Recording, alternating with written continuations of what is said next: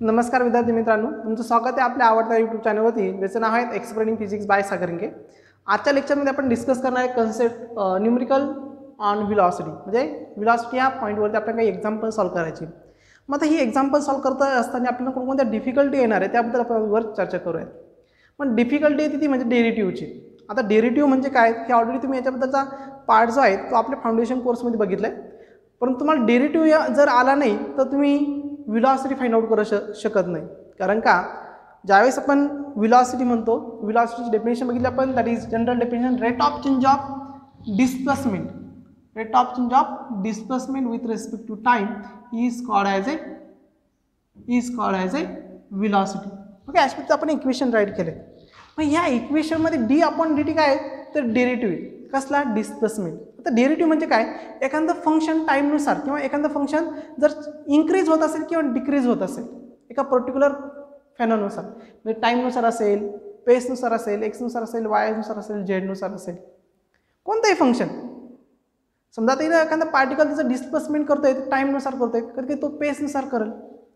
मग अशा वेळेस त्या फंक्शनचा रेट, मग तो रेट कसा असेल, इन्क्रीजिंग रेट असेल किंवा डिक्रीजिंग रेट असेल, म्हणजे डिस्प्लेसमेंट इन्क्रीज पण होऊ शकतं कधी डिक्रीज पण होऊ शकतं। मग त्यातला जो चेंज आहे तो चेंज फाइंड आउट करण्यासाठी आपण डेरिव्हेटिव्हचा यूज करत असतो। ह्या डेरिव्हेटिव्हचा यूज करत असताना ओके याची फॉर्म्युले काय काय आहेत ती आपण इथं कन्सिडर किंवा माहीत असणं गरजेचं आहे। ओके, मग फॉर्म्युला ऑफ डेरिव्हेटिव्ह आपण जर घेतलं तर एखादं फंक्शन कॉन्स्टंट असेल, suppose y is a constant function, y is equal to constant, म्हणजे हे y हे फंक्शन चेंज होत नाही।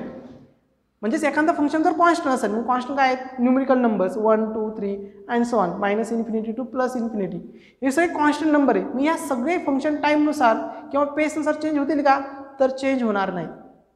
कॉन्सेप्ट लक्षात आले, म्हणजेच ही फंक्शन कॉन्स्टंट आहे, म्हणजे फंक्शन कॉन्स्टंट आहे त्याचा डेरिव्हेटिव्ह जो आहे तो ऑलवेज झिरो असतो। मग आपण हा जर डेरिव्हेटिव्ह जर घेतला डी अपॉन कोणताही फंक्शन असेल डी अपॉन डी टी नुसार घेतला, okay, differentiate with respect to y, y नुसार हा कॉन्स्टंटचा डेरिव्हेटिव्ह काय तुमचा झिरो येईल। म्हणजे एखादं फंक्शन कॉन्स्टंट असेल तर त्याचा डेरिव्हेटिव्ह जो आहे तो डेरिव्हेटिव्ह ऑलवेज काय असतो, झिरो असतो। काय असतो, झिरो असतो। कॉन्सेप्ट लक्षात येते तुमच्या। Okay, so d upon d t y is constant, कॉन्स्टंटचा डेरिव्हेटिव्ह ऑलवेज काय असतो, झिरो असतो। नंतर आपला जनरल फॉर्म्युला आहे, suppose d upon d x, आणि आपलं एक फंक्शन आहे त्या फंक्शनचा पॉवर एन आहे, म्हणजे एक्स ह्या फंक्शनचा आपल्याला काय घ्यायचं, डेरिव्हेटिव्ह घ्यायचा विथ रिस्पेक्ट टू एक्स घ्यायचा आता, आणि याची पॉवर किती एन आहे। मग याचा फॉर्म्युला जो आहे तो अशा पद्धतीचा बघा, that is n into x raise to n minus 1, हा काय डेरिव्हेटिव्हचा formula, derivative of x raise to n हे जर फंक्शन असेल तर त्यासाठी आपण काय घेतो, जी पॉवर आहे ती पुढे घेतो आणि नंतर एक्स रेज टू पॉवरमधून 1 काय करतो, मायनस करतो। मग आपण याला जर एक्झाम्पल घेतली ह्या पार्टवरती, तर एक्झाम्पल सपोज तुम्हाला सांगितलं, समजा y is equal to x raise to 2 differentiate with respect to x, असं म्हणलं differentiate with respect to x.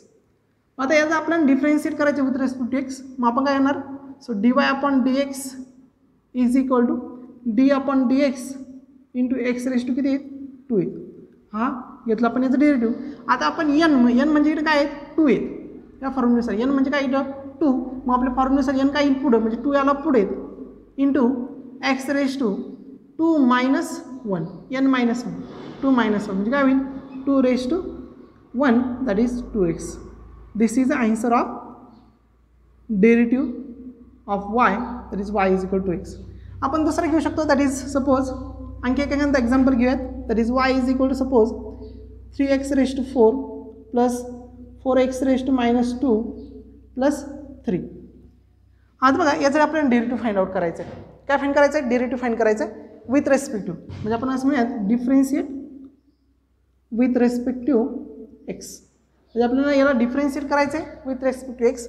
मग त्याचं डिफरन्शिएशन कसं येईल बघा, मग आपण काय करणार, d y upon d x is equal to d upon d x into आपला वाय काय आहे 3x raise to 4 plus 4x raise to minus 2 plus 3, बरोबर की नाही। आता याचं डिफरन्शिएट कसं येईल बघा, so d upon d y upon d x is equal to, आता इथं जो 3 जो आहे तो कॉन्स्टंट आहे तो आपण आउटसाईडला घेणार, ओके, आणि डेरिव्हेटिव्ह पण घ्यायचं फक्त एक्स टर्मचा, म्हणजे काय असेल बघा 3 इंटू एक्स रेस टू 4चं डेरिव्हेटिव्ह. आता एक्सची पॉवर किती 4 म्हणजे एन किती इथं 4 म्हणजे 4 पुढे येईल पुढे into x raise to 4 minus 1 हा झाला पहिल्या टर्मचा डेरिव्हेटिव्ह प्लस प्लस. आता सेकंड टर्ममध्ये 4 काय कॉन्स्टंट आहे तो आपण आउटसाईडला घेऊयात. आता कायचं डेरिव्हेटिव्ह घ्यायचं आपल्याला एक्स रेस टू -2चा.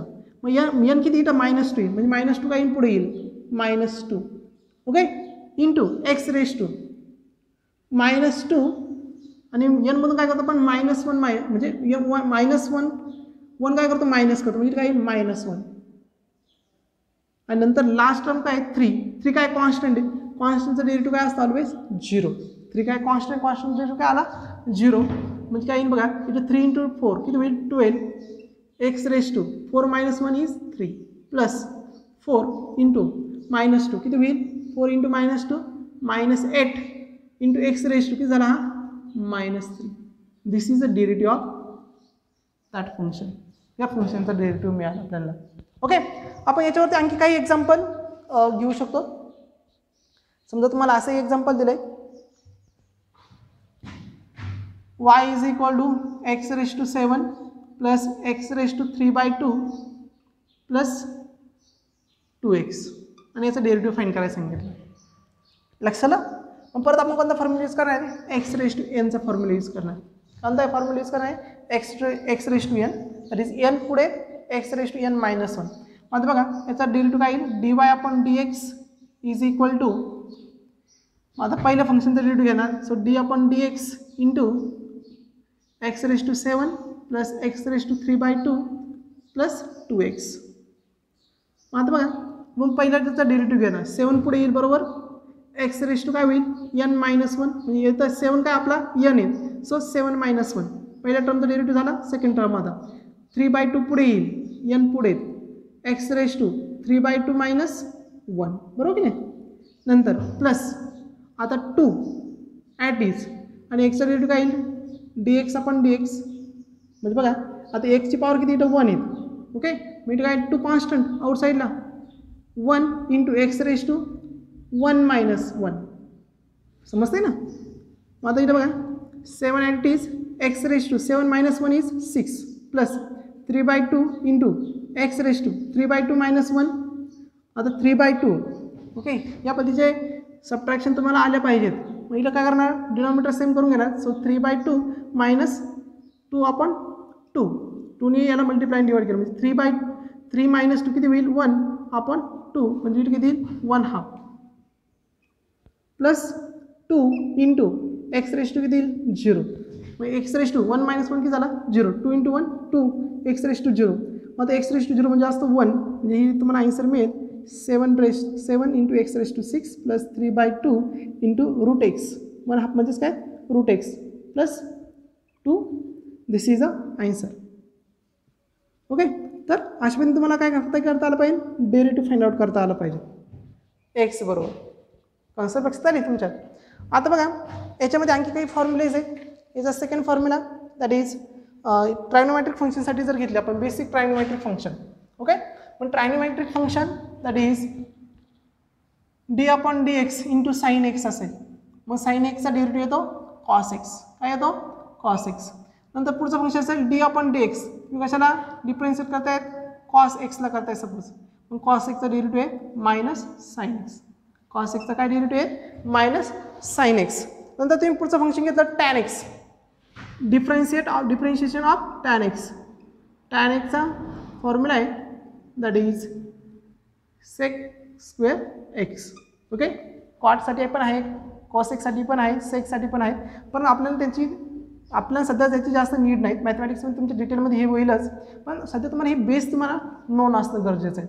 नंतर पुढे differentiate of e⁻x okay e⁻x याचा डिफरन्शिएट काय मिळतो आपल्याला तोच मिळतो दॅट इज e⁻x काय मिळतो e⁻x. आणि जर एखादं फंक्शन असेल that is d/dx into ln of x याचा डेरिव्हेटिव्ह मिळतो आपल्याला 1/x किंवा log ऑफ x. तर ही सगळी फॉर्म्युले तुमच्या पाठ पाहिजेत ओके. ऑल दिस फॉर्म्युले तुमची जर पाठ असेल तर तुम्ही इथं रेटची इक्वेशन फाइंड आउट करू शकता. हा फर्स्ट कॉन्स्टंटचा second third, fourth, fifth, six, seven ही इनिशियल फॉर्म्युले, बेसिक लेवलचे फॉर्म्युले ही तुम्हाला येणं खूप गरजेचं आहे. तुमचं डेरिव्हेटिव्ह फाउंडेशनमध्ये डिटेलमध्ये झालंच असेल, पण आता सध्याही तुम्हाला ही फॉर्म्युले जी आहेत किंवा हा टर्म्स आहेत तुम्हाला अंडरस्टँड होणं खूप गरजेचं आहे. तरच तुम्हाला व्हेलॉसिटी आणि ॲक्सेलरेशनवरची म्हणजे पुढचा पॉईंट आपण डिस्कस करेन त्यावरची तुम्ही न्यूमेरिकल सॉल्व्ह करू शकता, अदरवाईज नाहीत. मग आता न्यूमेरिकल कशी विचारली जातात ती आपण इथं बघूयात.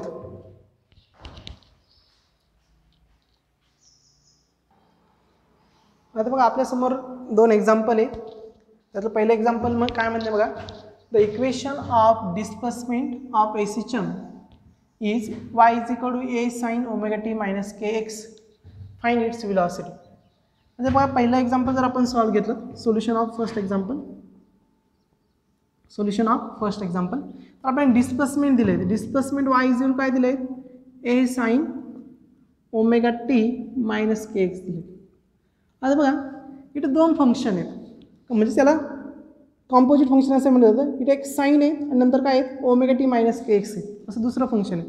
मग ह्या टाईपच्या फंक्शनचा जर डेरिव्हेटिव्ह घ्यायचा असेल, ओके, मग तुम्हाला काय करावं, सुरुवातीला साईनचा डेरिव्हेटिव्ह घ्यायचा, साईनचा डेरिव्हेटिव्ह घेतल्यानंतर परत ह्या फंक्शनचा डेरिव्हेटिव्ह घ्यायचा. लक्षात आलं. मग त्याला डिफरन्शिएट, कारण व्हेलॉसिटी फाइंड करायची. व्हेलॉसिटी काय आहे, rate of change of displacement, rate of change of displacement म्हणजे with respect to time, so dy upon dt. आता ह्या फंक्शनचा आपण डेरिव्हेटिव्ह घेणार with respect to time. So function काय आपलं a sin omega t minus k x आहे, बरोबर की नाही. मग आता बघा व्हेलॉसिटी इज इक्वल टू, आता a इज ॲम्प्लिट्यूड आणि e कॉन्स्टंट असतात, सो a इज आउटसाईड. साईनचा डेरिव्हेटिव्ह काय येईल, cos omega t minus k x. हा झालं तुमचं साईनचं derivative. Cos omega t minus k x is a function. आता या फंक्शनचं डेरिव्हेटिव्ह घ्यायचं आपल्याला, d upon d t again into omega t minus k x. म्हणजे परत कशाचा डेरिव्हेटिव्ह घेणार आपण, या फंक्शनचं. म्हणजे दोन फंक्शन आले, साईन आणि omega t minus k x ही दोन फंक्शन, त्यातला आपण पहिल्याचं डेरिव्हेटिव्ह घेतला. म्हणून काय घेतलं आपण, a cos omega t minus k x into परत कशाचं डेरिव्हेटिव्ह, फंक्शनचं डेरिव्हेटिव्ह. आता बघा इथं काय होईल, velocity A cos omega t minus k x at it is. आता ह्या फंक्शनमध्ये omega into D t upon d T, बरोबर नाही, मायनस. आता के आणि एक्स हे कशावर डिपेंड नाही, टाईमवरती डिपेंड आहे का, म्हणजे टाईमची एका टर्मिट आहे का नाहीत, म्हणून याचं डेरिव्हेटिव्ह काय येईल, झिरो. म्हणजे टाईमसाठी काय झालं, कॉन्स्टंट झालं. के आणि के एक्स टाईमसाठी काय झालं, कॉन्स्टंट, म्हणजे याचं डेरिव्हेटिव्ह काय आला, झिरो. मग आता बघा फायनल काय होईल, velocity is equal to a cos omega t minus x into omega d t upon d t is 1. लक्षात ना, 1. सो फायनल आन्सर काय मिळेल मग तुम्हाला, velocity of a system. So velocity v is equal to मिळेल तुम्हाला a into omega, a omega into cos omega t minus k x. समजते, okay. लक्षात आलं, a omega into cos omega t minus k x, this is a velocity. म्हणजे this is the answer of first. म्हणजे derivative find करून आपण काय केलं, तिला व्हेलॉसिटी फाइंड आउट केली. आता दुसरं इक्वेशन आहे बघा आपलं, दुसरं सेकंडमध्ये आपलं काय दिलं आहे, दिस इज द पोझिशन. काय म्हणलं बघा, particle move so that is position vector varies with time. टाईमनुसार कसं व्हॅरी होत आहे, r is equal to a cos omega t i cap plus a sine omega t j cap. आपल्याला find करायची याची व्हेलॉसिटी. आपलं पोझिशन वेक्टर दिला आहे, मग आपली व्हेलॉसिटी आहे, सोल्युशन ऑफ सेकंड म्हणेल मी, सोल्युशन ऑफ सेकंड. इकडं पोझिशन वेक्टर काय दिला आहे, r bar is equal to a cos omega t into i cap plus a sine omega t into j cap. आता आपल्याला जर याची व्हेलॉसिटी फाइंड करायचं, व्हेलॉसिटी काय येईल, rate of change of position with respect to time. मग आता d upon d t at it is into r bar काय आहेत, a cos omega t i cap plus a sine omega t into j cap. आणि हे काय इथं amplitude constant आहेत, हे काय आहेत ॲम्प्लिट्यूड आणि ते काय आहेत कॉन्स्टंट आहेत. मग आता बघा, आता पहिल्या टर्मचा आपण डेरिव्हेटिव्ह घेऊयात. आता परत बघा, ए ॲट इट इज कॉसचा डेरिव्हेटिव्ह काय आहेत, मायनस साइन ओमेगा टी. परत इथं दुसरं फंक्शन कोणतं आहे, ओमेगा टी हे फंक्शन. मग ओमेगा टीचा derivative into d upon d T into omega T, बरोबर की नाही, प्लस परत इथं काय आहेत, ए कॉन्स्टंट, साईनचा डेरिव्हेटिव्ह काय येईल, कॉस ओमेगा टी. परत ह्या ओमेगा टीचं डेरिव्हेटिव्ह इट आय कॅप राहिला into i cap. Okay, plus आता ए कॉन्स्टंट साईनचा डेरिव्हेटिव्ह कॉस ओमेगा टी आणि into d upon d t. कोणाचा डेरिव्हेटिव्ह घेणार आता परत फंक्शनचा ओमेगा टीचा इंटू जे कॅप. म्हणजे काय होईल बघा, minus a r t is minus sine omega t r t is. आता ओमेगा टीचं डेरिव्हेटिव्ह, ओमेगा इज कॉन्स्टंट आणि टीचं डेरिव्हेटिव्ह इज 1. टीचा डेरिव्हेटिव्ह किती येतो 1. टी बरोबर आहे म्हणून टीचा डेरिव्हेटिव्ह 1. लक्षात आलं. टीचा डेरिव्हेटिव्ह परत फंक्शन कसा आला, D upon d T into T. T rest power किती 1. आपल्या फॉर्म्युल्यानुसार डी अपॉन डी एक्सचा फॉर्म्युला बघितला आपण, एक्स रेस्ट एन, एन पुढे आणि एक्स रेस्ट काय घेतो एन मायनस 1. आता इथं 1 एन काय आपला 1 1 टी रेस्ट 1 मायनस 1 म्हणजे काय होईल 1 into t raised 0. T raised 0 किती असतं 1. So 1 into 1 that is 1. आलं लक्षात. मीट आला हा 1 into i cap plus a cos omega t i d t's into परत ओमेगा आय टीज. आता डी टी टीचा डेरिव्हेटिव्ह परत 1 इथं सांगितलं मला इंटू जे कॅप. म्हणजे काय होईल बघा, minus sine a into omega into sine omega t into i cap plus a into omega into cos omega t into j cap. So this is the velocity of position vector. या position वेक्टरची काय मिळाली आपल्याला velocity. या टाईपची numericals तुम्हाला काय विचारले जातात तुमच्या एक्झामला हायर लेवलला, म्हणजे त्याला totally I I T advance लेवलसाठी.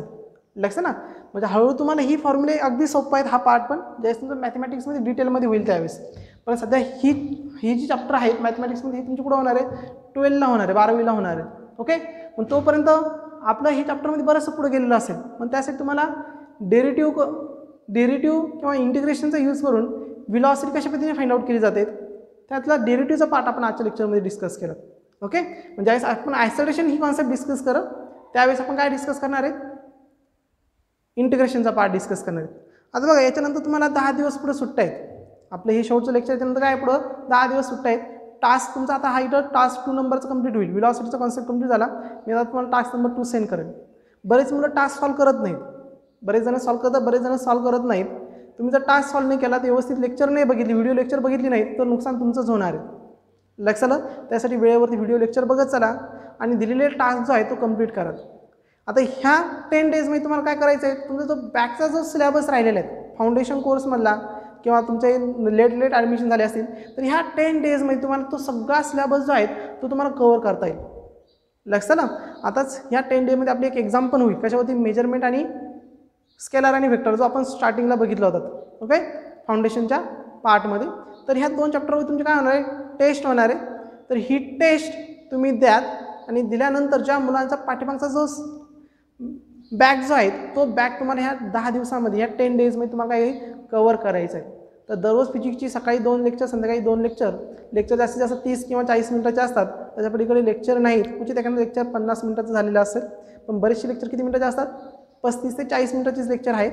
तर ही लेक्चर तुम्ही बघा, एकही लेक्चर सोडू नका.